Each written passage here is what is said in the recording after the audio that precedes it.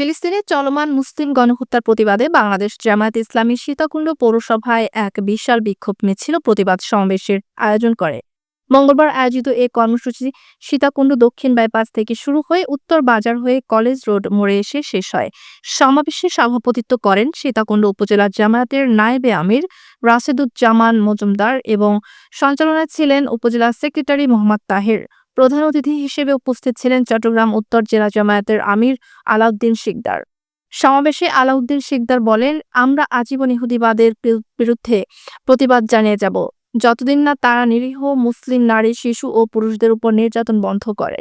তিনি ব্যবসায়িক প্রতিষ্ঠানে হামলা না করার আহ্বান জানিয়ে সকলকে ইসরায়েলি পণ্য বর্জনের আহ্বান জানান।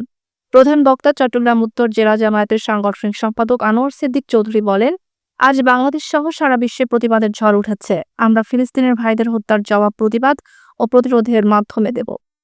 সারা বিশ্বের মধ্যে মুসলমানদের মধ্যে জাহাজ শুরু করেছে।